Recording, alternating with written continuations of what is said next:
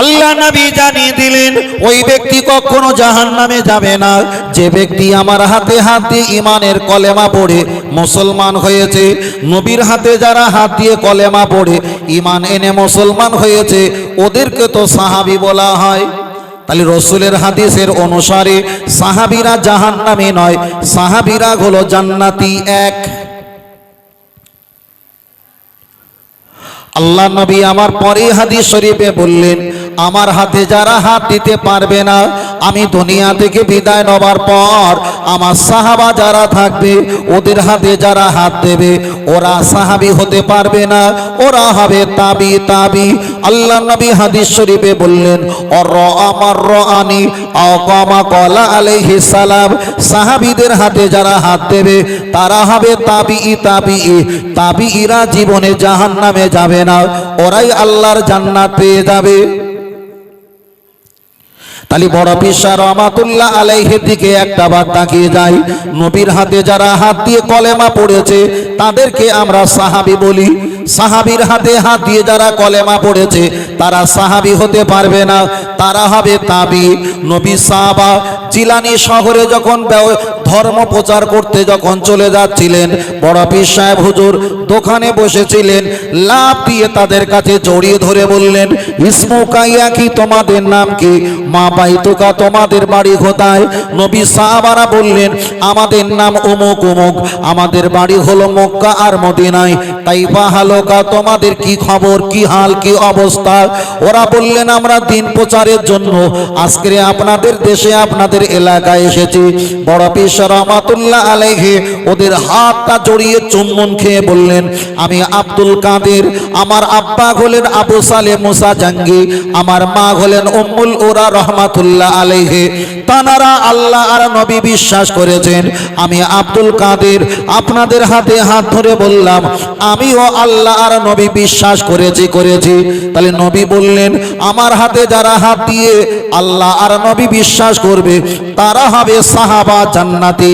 আমি থাকবো না, আমার সাহাবারা থাকবে। সাহাবাদের হাত ধরে আল্লাহ আর নবী যারা বিশ্বাস করবে তারা হবে তাবি। আমার রানি, সাহাবারা যেমন জান্নাতি তাবিরা হবে তেমন জান্নাতি। তাহলে বড় পীর রহমাতুল্লাহ উনি সাহাবা হতে পারলেন না, তিনি সাহাবাদের হাত ধরে আল্লাহ আর নবী বিশ্বাস করেছেন। রসুলের হাদিস অনুযায়ী তিনি তাবি হয়ে গেছে, রসুলের হাদিস অনুযায়ী তিনি জান্নাতি হয়ে গেছে। তাহলে বড় পীর সাহেব হাদিস অনুকূলে জান্নাতি জান্নাতি কে বলেছে? আমার আপনার নবী বলেছেন। এবার আপনারা বলবেন হুজুর আপনারা বড় পীর সাহেবকে ভালোবেসে লাভ কি, তিনি জান্নাতি আপনি ভালোবেসে লাভ কি? আল্লাহ নবী বলেছেন আলমার ওমান আহাব্বা, তোমরা যদি ভালো ব্যক্তিকে ভালোবাসতে পারো উনি যদি জান্নাতি হয় তোমাদের লাইনটা হাসরের ময়দানে ওদের লাইনে লাইন মিলিয়ে আল্লাহ পাক তোমাদেরকে বানিয়ে দেবে জান্নাতি। ও আমার বাপিরা চলে লাগিয়ে যাবা দেখ। তাহলে বড় পীর সাহেব হুজুরকে আমি হাদিস থেকে প্রমাণ করলাম মানার কথা নবী বলেছেন তোমরা যদি জান্নাতি ওয়ালাকে মানো ভালোবাসো মহব্বত করো ইয়ামুল জাযা আর ইয়ামুদ্দিন ইয়ানি বদলা দেনে কাদিন হাসরের দিন তোমাদের সঙ্গে কাতারে দাঁড় করিয়ে দেওয়া হবে। ৭৩টা দল হবে, ৭২টা দল জাহান্নামে যাবে, একটাই দল জান্নাতে যাবে। আল্লাহ নবীকে জিজ্ঞাসা করলেন হুজুর ৭২ দল যারা জাহান্নামে যাবে ওরা কি নামাজ পড়বে না? নবী আমার জবাব দিয়ে বললেন বালহুম ইউসাল্লুনা, ওরা নামাজ পড়বে, ওয়ায়াসুবুনা, ওরা তোমাদের মতো রোজা রাখবে, ওয়ায়াহুদ্দুনা, ওরা তোমাদের মতো হজ করবে। আনা বারিউম মিনহুম ওয়া বারিউনা মিন্নি, তবে হাসরের ময়দানে ওরা আমার কেউ হবে না, আমি রাসূল ওদের কেউ হব না। তাহলে ৭২ মার্কা দল যারা জাহান্নামে যাবে ওরা নামাজ পড়বে, রোজা রাখবে, হজ করবে, তথাপি ওরা জাহান্নামে যাবে। একটাই কারণ নবীকে সাহাবারা দেখেছে, নবীকে ভালোবাসি, নবীর পরে ভালোবাসি সাহাবাদের যারা দেখে জান্নাতের টিকিট পেয়েছে তাদেরকে আমরা ভালোবাসি।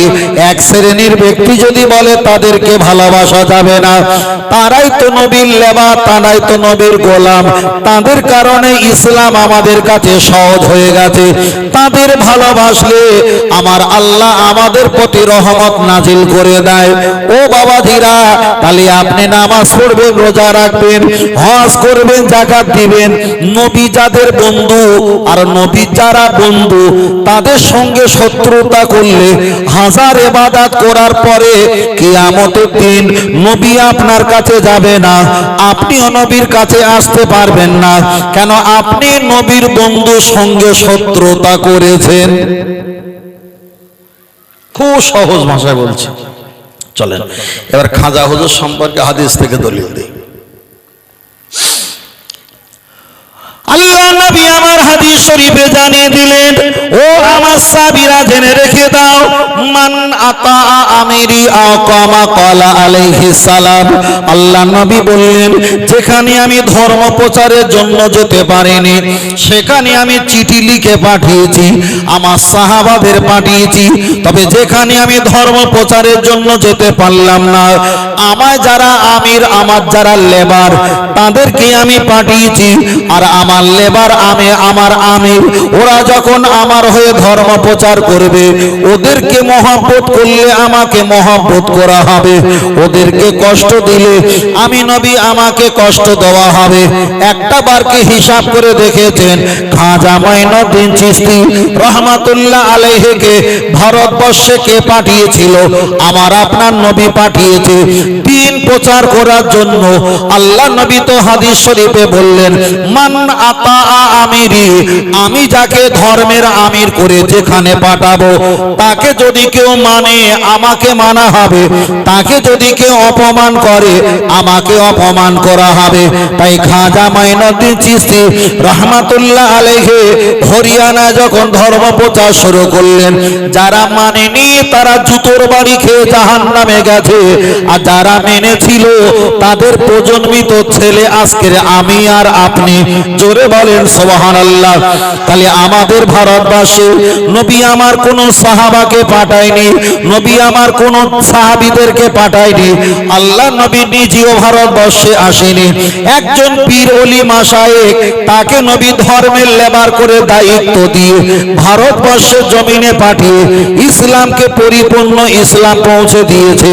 কেউ যদি নবী যাকে পাঠিয়েছে সেই ব্যক্তির সঙ্গে অপমান করলে নবীর সঙ্গে অপমান করা হবে না? হবে না বাবু। সাপোজ এখন অফিসার আপনাদের এলাকায় আসতে পারবে না, একজনকে পাঠিয়েছে অমুক জনকে ডেকে নিয়ে এসো। এখন সে যদি আপনার কাছে এসে বলে, স্যার আপনাকে ডেকে, স্যার আপনি যদি বলেন তোমার স্যারের কথা আমি মানিনি, অপমান কি এই লোকটাকে না হচ্ছে, না স্যারকে করা হচ্ছে? স্যারকে করা হচ্ছে। নবী পাঠিয়েছে ধর্মের কথা বলবে, যদি বলো না তোমার কথা আমি মানিনি, তাহলে যিনি পাঠিয়েছে তাকে অপমান করা হবে। তো তাহলে আপনি নামাজ পড়ছেন, রোজা রাখছেন, হজ করছেন, যাকাত দিচ্ছেন, কোরআন পড়ছেন, সব করছেন, নবী যাকে পাঠিয়েছিল তার নাম হলো খাজা মাইনুদ্দিন চিশতি রহমাতুল্লাহ। নামাজ রোজা হজ যাকাত করে আর আপনি বলতেন পীরের কাছে গিয়ে কি হবে? কিচ্ছু হবে না, লাভ হবে না। নবী তো পাঠিয়েছিল, নবী পাঠিয়েছিল, আর আপনি বলছেন তার কাছে গেলে কিছু হবে না। এখন নবী যে মেহমানকে পাঠিয়েছেন তাকে অপমান করলে অপমান নবীর করা হবে না? হবে না? পরিষ্কার, পুরো পরিষ্কার। এবার আপনি মানবেন কি না মানবেন আপনার ব্যক্তিগত ব্যাপার। আমি বলিনি যে মানতে হবে, নবী বলেছে মানতে হবে, নবী বলেছে মানতে হবে। এবার আপনি মানেন কি না মানেন আপনার ব্যক্তিগত ব্যাপার। চলো এগিয়ে যাই।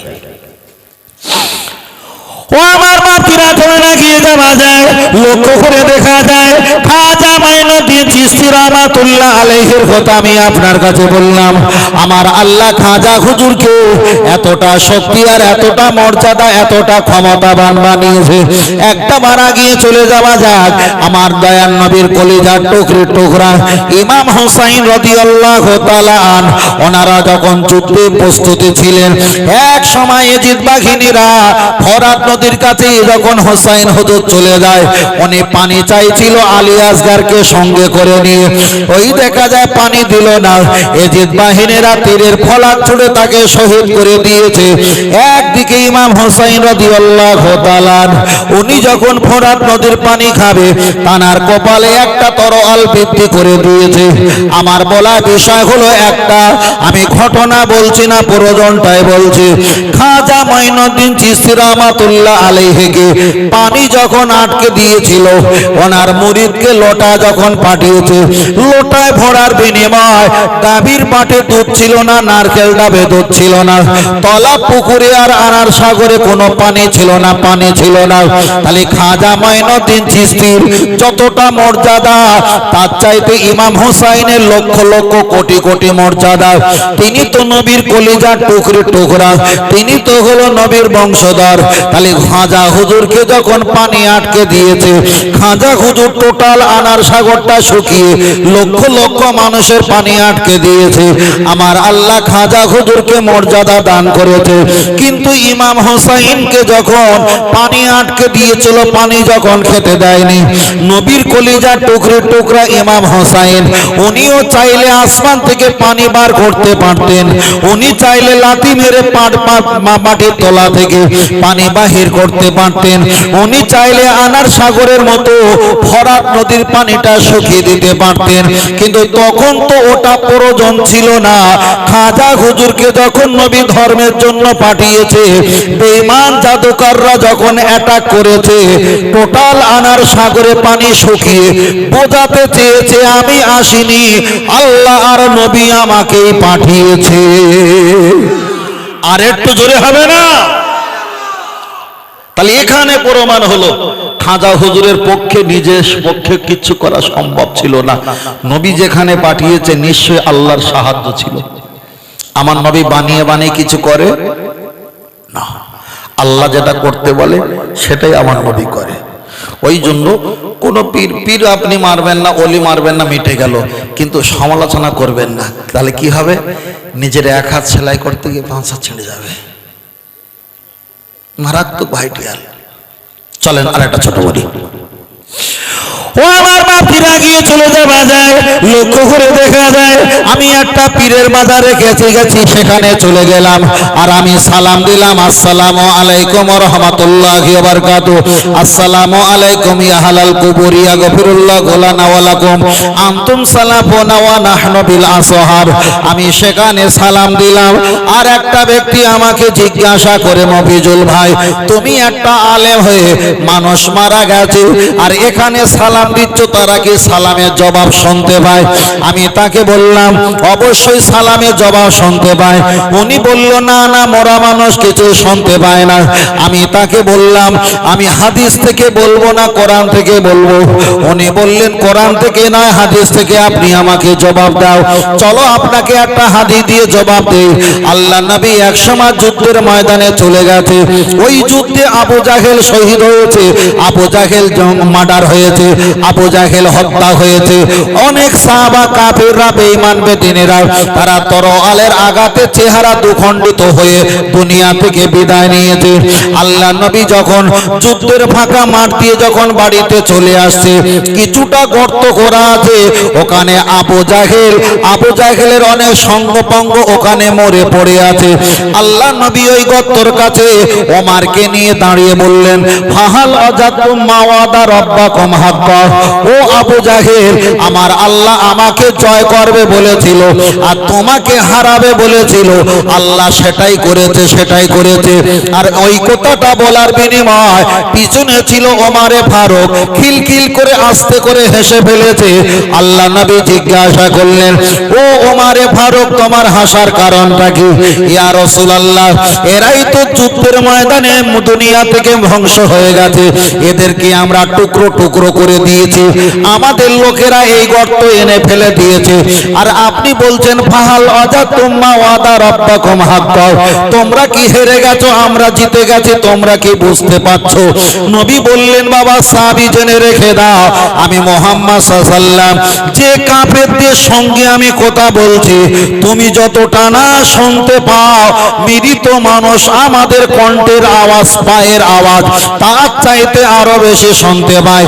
তাহলে এখানে প্রমাণ হয়ে গেল একজন কাফের বেঈমান যদি একটা মানুষের কণ্ঠের আওয়াজ আর পায়ের আওয়াজ যদি শুনতে পায়, আমাদের পীর মাশায়েখের কাছে গিয়ে সালাম দিলে তার চাইতে তো আরো ভালো শুনতে পাবেই পাবে। জোরে বলেন। কাফের বেঈমানকে যদি রাসূল কথা বলে, তারা যদি শুনতে পায়, কে বলছে? খোদ রাসূল বলছে যে পৃথিবীতে যে ধরনের মানুষ হোক না কেন মারা গেলে শুনতে পায়। তাহলে কাফেররা যদি শুনতে পায়, ইমানদারেরা শুনতে পাবে না? পরিষ্কার। আল্লাহু আকবার। তাহলে আমরা মৃত ব্যক্তির কাছে সালাম দেই না? দেই না? দেই। আমরা মৃত ব্যক্তির সঙ্গে কথাও যদি বলি, এ কথাটা শিক্ষা দিয়েছে কে? মুহাম্মদ সাল্লাল্লাহু আলাইহি ওয়াসাল্লাম। ও আমার বাপজিরা, আমরা কবরবাসী গিয়ে কাছে সালাম দিয়ে সালাম দেই, এবার জবাব আসুক আর নাই আসুক ওটা ভিন্ন ব্যাপার। যদি বলেন কেন আপনি মরা মানুষকে কেন সালাম দিয়েছেন, আল্লাহ নবী তো একটা হাদিস শরীফে বললেন আসসালামু কবলাল কালাম পেহলে সালামুন কে বাদ কালাম, দুনিয়ার মানুষের সঙ্গে কথা বলার আগে আগে তোমরা সালাম দাও। তাহলে আমরা যখন প্রথমে সালাম দেই অবশ্যই ভালো, তারপরে তো আমরা কথা বলি।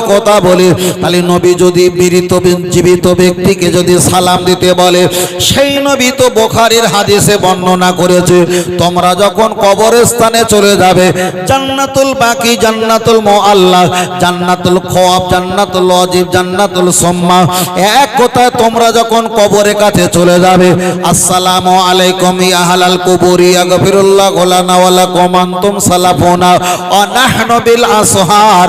দুনিয়ার মানুষকে জীবিত যেমন সালাম দেওয়ার কথা রাসূল বলেছে, মানুষ মারা গেলে তাদের কবরের কাছে গিয়ে সালাম দেওয়ার কথা আমার রাসূল নিজেই বলেছে। জোরে বলেন সুবহানাল্লাহ। তাহলে যারা দুনিয়াতে রাসূলের একটা হাদিস বিশ্বাস করেছে আর একটা হাদিস যারা বিশ্বাস করলো না, কিয়ামতের ময়দানে হাজার ইবাদত নিয়ে উঠবে, নবী তাদের হবে না আর নবীর কাছে তারা আসতে পারবে না।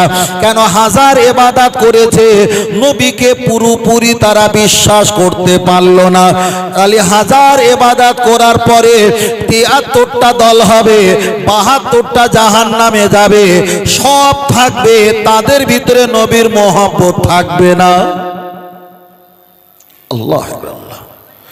আমরা মাইয়েতের কাছে সালাম দেই, সালামের জবাব আমরা শুনতে পাই না। তবে যারা তরিকত মাস করে, তরিকত ওজিফা পাঠ করে, কমপক্ষে দুটো তরিকা হয়ে গেলে কবরবাসীকে সালাম দিলে সালামের জবাব শুনতে পাওয়া যায়। তারা দেয়, আমরা শুনতে পাবো না, কমপক্ষে দুটো তরিকা মাস করতে হবে। এটা পীর তরিকতের লাইন, বিষয়টা অনেক ভারী, আমি ওই দিকে যাচ্ছি না, তবে শুনতে পাওয়া যায়। আল্লাহ, অসুবিধা হচ্ছে না তো বাবু? আমি ছোট করে বলছি, কেন যেখানে যেরকম সেই বিষয় নিয়ে কিছু ওয়াজ করা দরকার আছে। তাহলে আমাদের বিশ্বাসটা আর মজবুত হবে, বিশ্বাসটা মজবুত হবে। আল্লাহ আল্লাহ। ও আমার বাপজিরা, চলেন একটা বার এগিয়ে যাওয়া যায়। লক্ষ্য করে দেখা যায় আমি আপনার কাছে পীর মাশায়েখ সম্পর্কে অনেকটা আপনার কাছে দলিল দিয়েছি। চলেন আপনার কাছে আমি আর একটা কথা বলি। লক্ষ্য করে দেখা যায় হয়তো আপনি এক সময় বাইজিদ বাস্তামি নয়, রাবিয়া বসরি নয়, হাসান বসরি রহমাতুল্লাহ আলাইহি এক সময় বাড়িতে বসে আছেন। অনেক ব্যক্তিরা বাইজিদ বাস্তামির, হাসান বসরি রহমাতুল্লাহ আলাইহির কাছে মুরিদ হওয়ার জন্য দৌড়ে দৌড়ে চলে আসেন। আর হাসান বসরি রহমাতুল্লাহ মনে করে আমি বয়স হয়ে গেছে, আমি এত মুরিদ বানাতে পারবো না। ওনার সঙ্গের সাথীকে নিয়ে নদী পার হয়ে অনেকটা ভিন্ন জায়গায় চলে গেল। কিছুদিন পরে আবার ভক্তবৃন্দরা গুটি গুটি পায় ওই হাসান বসরি রহমাতুল্লাহ দরবারে এসে হাজির। হাসান বসরি রহমাতুল্লাহ বললেন, ও আমার ভক্ত, জেনে রেখে দাও, আমরা বাড়ি থেকে অনেকটা দূরে চলে এসেছে মানুষকে মুরিদ করব না বলে, আবার ওরা আমাদেরকে পাকড়াও করে ফেলেছে, চারিদিকে আমাদের ঘিরে ফেলেছে। আমি হাসান বসরি আমার হাতে মুরিদ হবে বলে যারা মুরিদ হতে এসেছিল ওদেরকে সামনে বসিয়ে রেখেছে, আর হুজুরের সঙ্গের সাথী যিনি ছিল তানাকে বলেছে, বাবা ব্যাগে কলা আছে, কলা বাড়ি থেকে কলা নিয়ে এসেছিলাম, আমি বৃদ্ধা ব্যক্তি, আমার প্রচন্ড ক্ষুধা পেয়েছে, একটা বার কলা তুমি বার করে দাও। ঠিক রোজা চলছিল তখন 13টা, আর হাসান বসরি রহমাতুল্লাহ আলাইহি অতটা মানুষের সামনে 13টা রোজায় দিনের বেলা দাঁড়িয়ে দাঁড়িয়ে কলা ছিলেন কক গপ করে খেয়ে নিয়েছে। এবার একটা বার বলবেন পীর সাহেব যখন রোজা ভেঙে দিয়েছে কলা খেয়ে, যারা মুরিদ হতে এসেছিল তারা থাকবে না পালাবে? পালাবে না? যে পীর সাহেব রোজা রাখে না, এই পীর সাহেবের হাতে মুরিদ হয়ে লাভ হবে না। ভক্তরা যখন চলে গেছে, আমি শুধু বোঝাচ্ছি একটা জিনিস, ভক্তরা যখন চলে গেছে তখন হুজুরের সঙ্গে সাথে জিজ্ঞেস করছে, হুজুর কাজটা কি করলেন, ঠিক করলেন? বলে কেন বাবা? হুজুর ওরা এসেছিল মুরিদ হতে, আমরা আমাদের বাড়ি থেকে অনেকটা দূরে চলে এসেছি, ওরা খুঁজে খুঁজে পায়ে পায়ে এসেছে মুরিদ হতে, আর 13টা রোজায় আপনি গপ গপ করে একটা কলা বার করে খেয়ে ফেলেছেন, ওরা আপনাকে দেখে পালিয়েছে। হুজুর বলে ঠিক হয়েছে। বলে কেন? বাবা তুমি কি জানো না আমি বৃদ্ধা মানুষ, অনেক দূর থেকে চলে এসেছি, প্রখর প্রচন্ড রৌদ্রে, আমি তো মুসাফির হয়ে গেছি, জোহরের নামাজ আমাকে 4-এর জায়গায় 2 পড়তে হবে। হাদিস শরীফ এসেছে ইনশিতা ফাসুম, কষ্ট যদি না হয় রোজা রাখো, ওয়া ইনশিতা ফাত্তুর, তোমার যদি মুসাফির হালাতে কষ্ট হয় রোজাটা ভেঙে দাও। আমি তো মুসাফির, কষ্ট হচ্ছিল, এখানে কিচ্ছু তেমন খাবার নেই, তাই আমি রোজাটা ভঙ্গ করেছি। তাহলে যারা চলে গিয়েছিল তারা সামনের উপরটা দেখেছে, আসল হকিকতের মশলা ফতোয়া দেখিনি। কথা বোঝাতে পেরেছি? হকিকতে মশলা ফতোয়া তাদের জানা ছিল না বলে তারা চলে গেছে, কিন্তু পীর সাহেবের জায়গা টিকে আছে যে আমি মুসাফির, রসুলের ওই হাদিস পালন করেছি, ওয়াইন সীতা ফাত্তুর, কষ্ট হলে জীবন চলে যাওয়ার আশঙ্কা হলে রোজাটা ভঙ্গ করে দাও। বাবা আমি বৃদ্ধা ব্যক্তি, না খেয়ে এসেছি, আর না খেয়ে খালি পেটে যাওয়া আমার পক্ষে সম্ভব নয়, আমি রোজাটা ভঙ্গ করেছি। তাহলে আমাদের পীর মাশায়েখরা এমন কিছু কাজ করে দুনিয়ার মানুষের কাছে খারাপ লাগলেও নিঃসন্দেহে সেইটা কোরআন হাদিসের কোথাও না কোথাও আছে না নাই? আছে। সেই জিনিসটা ভেবে চিন্তে তো বলতে হবে। এক কথা বলে দিলে ভণ্ড, এক কথা বলে দিলে যাওয়া যাবে না, এক কথা বলে দিলে ও বেদাতি জাহান্নামী, চলবে না। আল্লাহ ও আমার বাপজিরা, চলেন আমি আপনাকে বোঝাতে চেয়েছি, পীর মাশায়েখের কথা বলছিলাম, বলতে বলতে আমি 5-6টা অপশন আপনার কাছে তুলে ধরেছি। চলেন আপনার কাছে আমি বলছিলাম আল্লাহর ওলিদের সম্পর্কে বলছিলাম, তবে একটা কথা খেয়াল রেখে দাও, যারা ওলি হয়, নেককার হয়, পরেজগার হয়, আবেদা জাকিরিন হয়, আমার আল্লাহ তাদের প্রতি রাজি থাকে, তাদের প্রতি রাজি থাকে। তবে একটা কথা হিসাব রেখে দাও, আপনাদের এলাকায় আমি অতটা ভালো জানি না, তবে আমাদের দেখা যায় খাজা মাইনুদ্দিন চিশতি রহমাতুল্লাহ আলাইহি, ওনার কবরটা যদি একটা বার খোলা হয়, ওনার কবরে জিন্দা টাটকা চেহারা পাওয়া যাবে। খাজা মাইনুদ্দিন চিশতি থেকে নিয়ে মুসাদ্দেদ আল-বিসানি, কুতুবউদ্দিন বখতিয়ার কাকি, নিজামউদ্দিন আউলিয়া বড় পীর রহমাতুল্লাহ আলাইহি, ওনার কবরটা যদি খোলা হয়, ওনার কবরে জিন্দা টাটকা চেহারা পাওয়া যাবে। এমনকি ফুরফুরা দরবার শরীফে দাদা পীর রহমাতুল্লাহর কবরটা যদি একটা বার খোলা হয়, টাটকা চেহারা পাওয়া যাবে। যত পীর ওলি শায়েখ মাশায়েখ ওলি আউলিয়া মাজার দরবার আছে, ওখানে যদি একটা বার মাটি যদি খোলা হয়, কবরটা যদি খোলা হয়, টাটকা চেহারা পাওয়া যাবে। আমি বলিনি, আল্লাহর কোরআন জানিয়ে দিয়েছে, ওয়ালা তাকুলু লিমান ইউকতালু ফি সাবিলিল্লাহি আমওয়াত বাল আহইয়াউ ওয়ালাকিন লা তাশউরুন।